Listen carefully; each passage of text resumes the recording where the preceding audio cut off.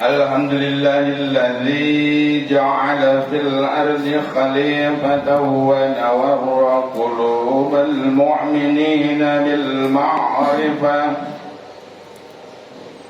Ashhadu an la ilaha illallah wahdahu la syarika lahu alladzi yahmiluna ila sa'adatil qaswah. وأشهد أن محمدًا عبده ورسوله المصطفى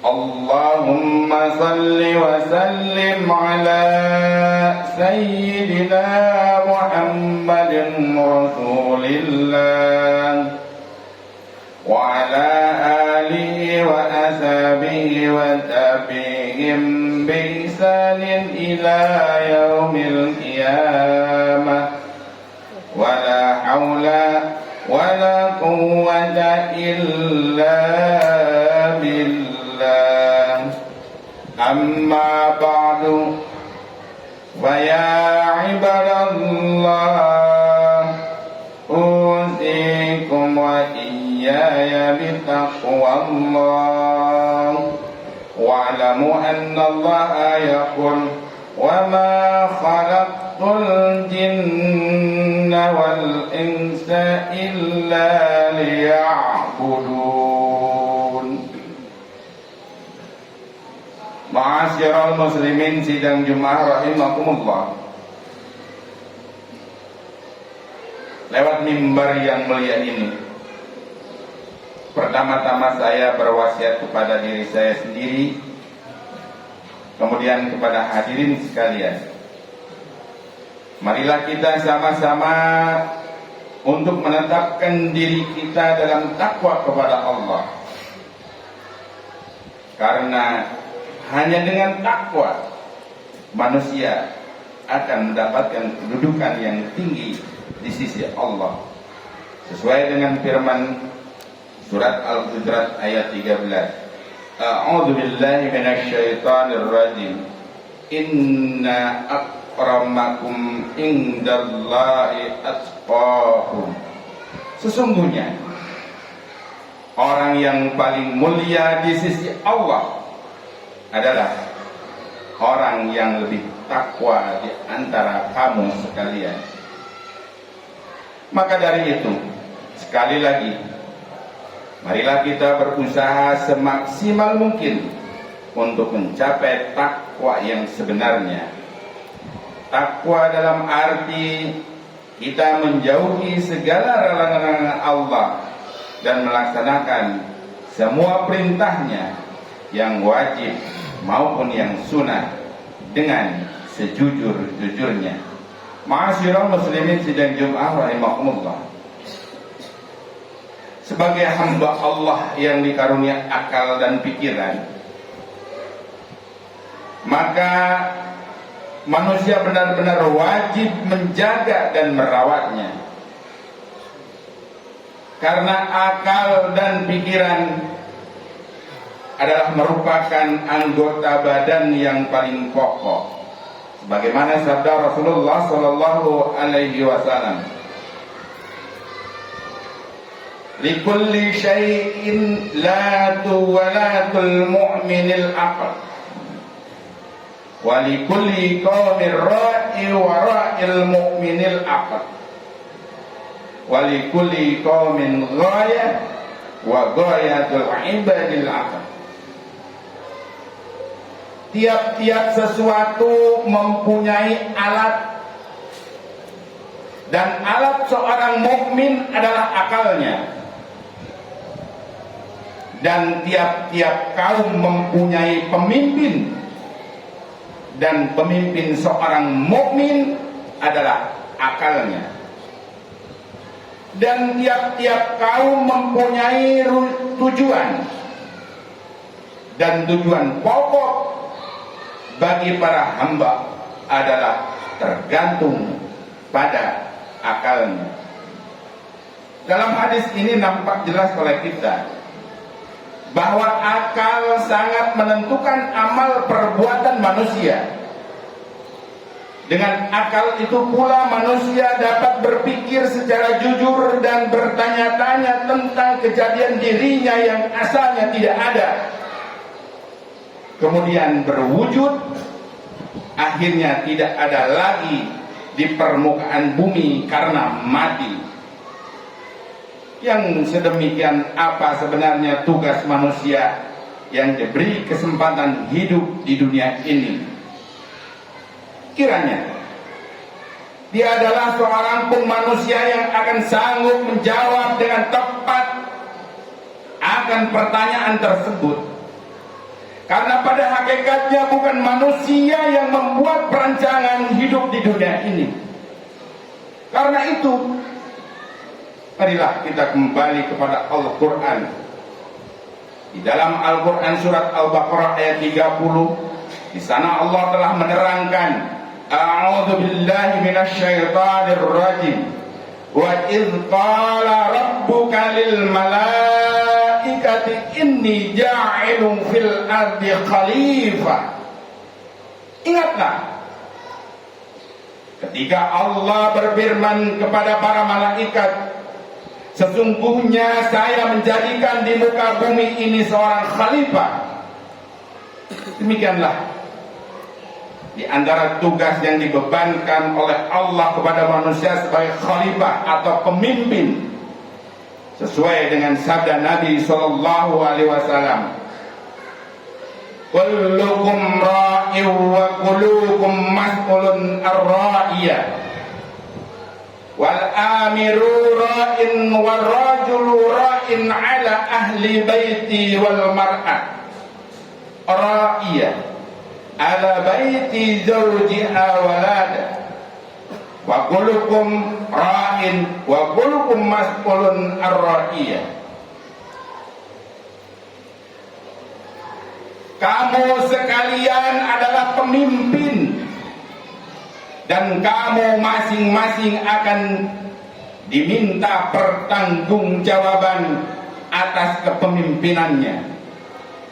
Raja adalah pemimpin dan laki-laki pemimpin keluarganya, dan istri pemimpin rumah tangga suaminya. Maka kamu semua pemimpin dan akan bertanggung jawab atas pimpinan terhadap rakyatnya. Mulai dari presiden sampai tingkat keluarga, bahkan pada yang masih bujangan tetap akan ditanya bagaimana memimpin dirinya. Semuanya akan diminta pertanggungjawabannya. Bukan hanya kepada antar manusia saja, terhadap makhluk-makhluk lain pun manusia harus bertanggung jawab. Karena pada hakikatnya manusia yang sebagai khalifah mempunyai tugas mengelola alam seisinya, mengatur demi kemaslahan hidup dan kehidupannya di dunia dan untuk di akhirat. Hadirin ma'asyiral muslimin sidang Jumat rahimakumullah. Alhamdulillah, segala puji bagi Allah yang memasukkan nur iman ke dalam hati kita, sekaligus membimbing kita untuk percaya bahwa kehidupan di dunia ini dibatasi waktu yang telah ditetapkan oleh Allah, dan kelak ada kehidupan di akhirat, hidup tanpa batas, kekal selama-lamanya. Kehidupan di dunia ini digambarkan oleh Allah dalam surat Yunus ayat 24. A'udzu billahi minasy syaithanir rajim.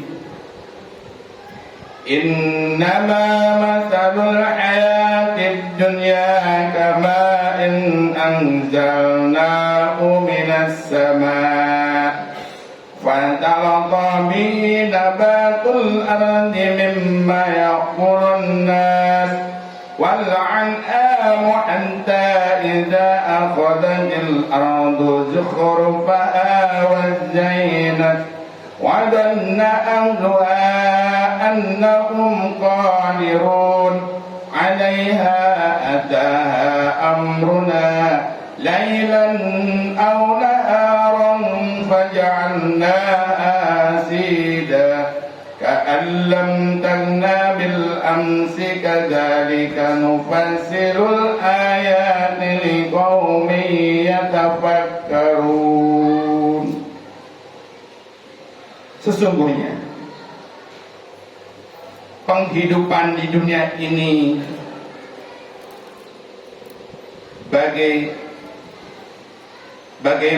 bagaimana air turun dari langit, maka tumbuh karenanya tumbuh-tumbuhan di bumi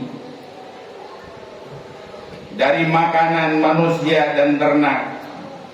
Dan ketika bumi telah berhias indah sehingga penduduknya mengira bahwa mereka berkuasa sepenuhnya, tiba-tiba datanglah bencana yang kami turunkan di waktu malam atau siang. Maka kami jadikan semua bangunan itu bagaikan tersapu bersih, bagaikan tanaman yang habis diketam, seolah-olah memang kemarinnya memang tidak ada apa-apa. Demikianlah kami jelaskan ayat atau tanda kekuasaan bagi kaum yang berfikir.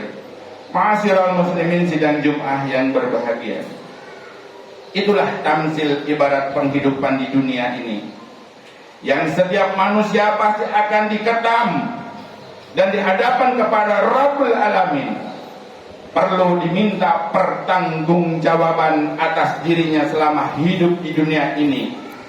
Kalau Allah berfirman, wal akhiratu khairu wa abqa, yang artinya kehidupan di akhirat lebih baik dan kekal, maka apakah yang harus diperbuat oleh manusia untuk mendapatkan penghidupan yang baik di akhirat kelak? Sangatlah tepat apa yang dikatakan oleh seorang pujangga, sesungguhnya Allah mempunyai hamba-hamba yang cerdik. Mereka menceraikan dunia karena takut fitnah. Mereka renungkan perihal dunia, maka mengertilah bahwa dunia bukan tempat hidup yang abadi. Mereka berpendapat dunia adalah bagaikan samudera, amal-amal yang baik sebagai bahteranya. Kata-kata tersebut menggambarkan keadaan dunia dan kejadian manusia. Maka seharusnya bagi setiap manusia menempuh jalan yang baik sesuai dengan tugas dasar atau tugas pokok manusia, sebagaimana firman Allah dalam Quran surat Az-Zariyat ayat 56. A'udzu billahi minasyaitonir rajim. Wa ma khalaqtul jinna wal insa illa liya'budun. Tidaklah kami jadikan jin dan manusia melainkan supaya mereka mau beribadah kepadaku. Itulah tugas pokok manusia, diberi kesempatan hidup di dunia ini, yang maksudnya setiap gerak dan diamnya seluruh anggota badan, lahir maupun batin, agar berdasarkan atau diniatkan ibadah kepada Allah Subhanahu wa Ta'ala. Apa kita sebagai petani yang mengolah sawah dan ladang, karyawan, pejabat rendah maupun tinggi, pedagang sekalipun, semua dalam menjalankan tugasnya masing-masing harus diniatkan ibadah kepada Allah. Kalau hal itu dapat dilaksanakan oleh semua manusia, fa insyaallah dunia ini akan nampak serba baik semuanya. Kan untuk itu pula manusia yang berakal tentu selalu berusaha menghindari tipu daya kelezatan dunia, agar tidak merasa keberatan membelanjakan hartanya ke jalan Allah Subhanahu wa Ta'ala. Ma'asyiral muslimin sidang Jum'ah yang berbahagia, pada akhirnya marilah kita bersama-sama mohon kepada Allah agar kita senantiasa dalam bimbingannya. Amin, amin ya Allah ya Rabbal Alamin. A'udzu billahi minasyaitonir rajim. Bismillahirrahmanirrahim. Fastaqim kama umirta wa man taba ma'aka wa la talghaw innahu bima ta'maluna bashir. Barakallahu li wa lakum fil Qur'anil 'azim wa nafa'ani wa iyyakum bima fihi minal ayati wa dzikril hakim wa taqabbala minni wa minkum tilawatahu innahu huwas samiul 'alim.